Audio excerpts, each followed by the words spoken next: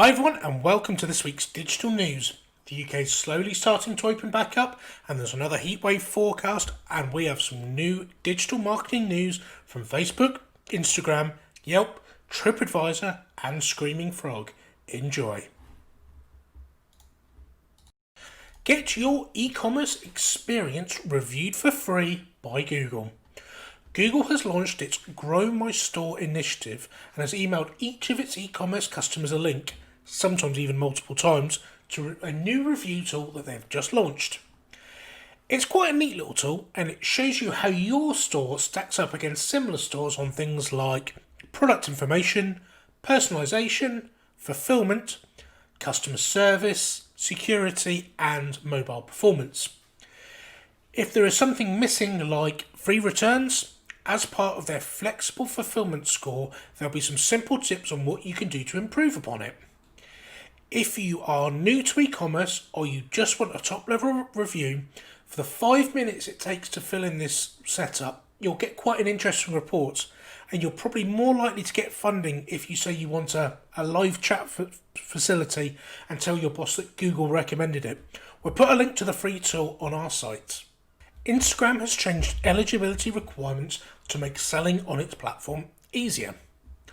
On the 23rd of June, Instagram released an announcement that whether you are a candle business making a foray into e-commerce, a musician selling merch, or a food blogger expanding your own cookware line, any eligible business or creator account with at least one eligible product can use shopping tags to drive people to their website to make a purchase.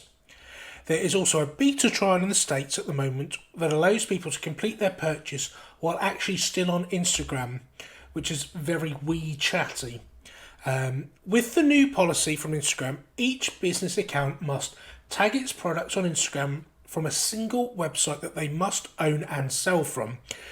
There's a new approval and onboarding process, so if you're not signed up yet, you'll get a notification in-app with instructions on how to make their account apply with these new rules. We'll put a link in our website. 2 things to do today to tell your customers about your business's COVID-19 precautions. So if you're planning to open next week or have just opened to the public, 2 steps today to show your customers the steps that you have taken to keep them safe. So there are real mixed opinions about the relaxation and the return to work plans for the next couple of days, weeks and months. The Office of National Statistics in the UK said recently that 29% of its respondents were very or somewhat worried about the effect COVID-19 is having on their life. The New York Times reported last month that 60% of office workers want to continue working from home. TripAdvisor has also published the following stats from its research. 9 out of 10 said cleanliness is the most important factor when selecting accommodation now. 8 in 10 said that cleanliness or sanitisation certificates are important when booking a travel experience. And 8 in 10 said it's important to publicly display compliance with government safety standards. So, despite your personal feelings about the lockdown being relaxed, there's probably a good chance that a percentage of your customers are going to be nervous about it.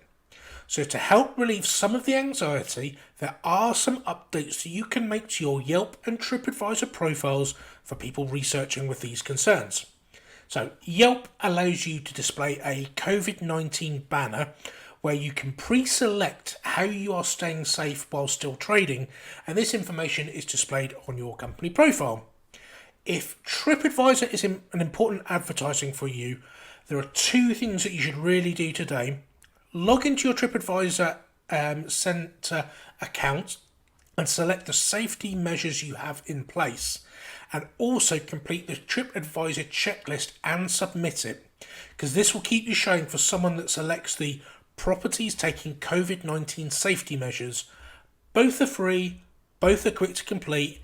They're a no-brainer if they're important channels for you. We'll put a link on how to do it on our website. Facebook expands fan monetization plans.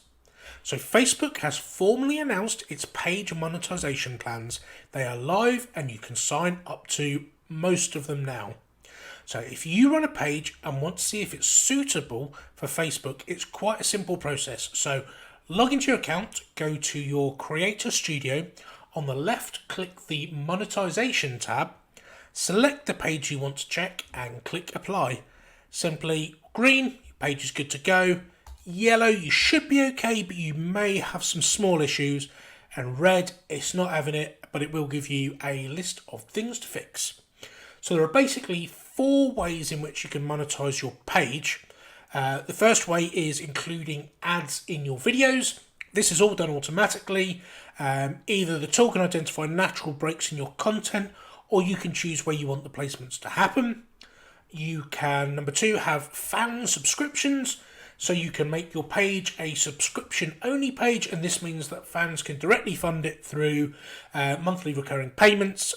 Currently, this is the only one that's invitation only by Facebook. The third way is there is a tool within Facebook called the Brand Collaboration Manager. This is the portal where brands can work directly with pages to produce mutually beneficial content. It's currently open, but you do just need to request access to it through your page.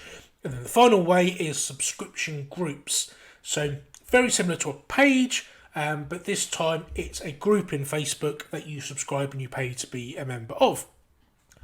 Facebook are a little bit vague about how the payments are calculated, but it is quite an interesting update. And there was always an effort for content producers trying to get their followers kind of onto channels like YouTube, as traditionally this was the easiest channel to monetize. We'll put some links on how to set this up on our website.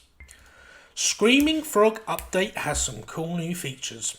So I have to admit it, I'm not being paid for this, but I have always loved Screaming Frog. If you've not come across it, it is a really simple to use web crawler. So if you want to check all your pages have your Google Analytics code, for example, you would copy and paste your UA number into its search, send it off, and it would return you back a list of pages that do and don't have that code on, which is amazing. Screenfrog, it's just one of those tools that's really useful. The top 10 things that I use it for, and I have made this list. 1, do your images have alt tags?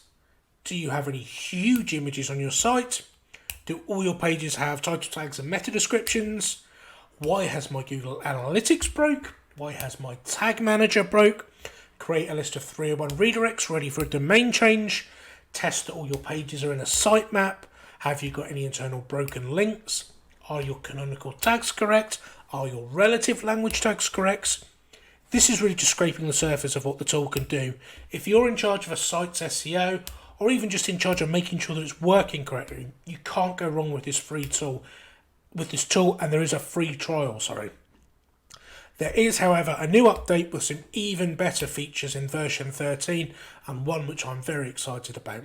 So, there is a near duplication content tool.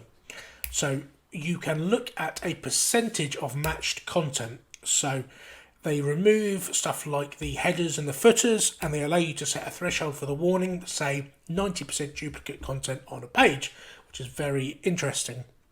There's also some cool link positioning reporting, which is maybe a bit too SEO geeky to get into on this video, but it's a very nice feature, and some cool stuff around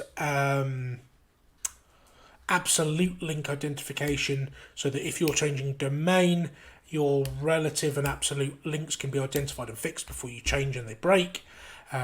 Also, the new update allows you to identify if there are any HTTP URLs mixed in with your content that might need to be updated. But the update I'm really excited about is the site-wide spelling and grammar checker. I have to be honest, this is the thing that I am going to run first. My typing can't always keep up with my brain, and I have been known to make the odd spelling mistake here and there. So the idea that I can run a site-wide spelling and grammar check is simply amazing. So if you look after a website, download the free version of the tool, and I promise you won't be wasting your time. It really is great, and I also promise I'm not being paid to make this video. Cheers. Well, that's it for another week. We hope you enjoyed it. We hope you have a great week, and we'll see you again in 7 days' time. Don't forget to get these updates straight to your inbox. Subscribe using the link in the description.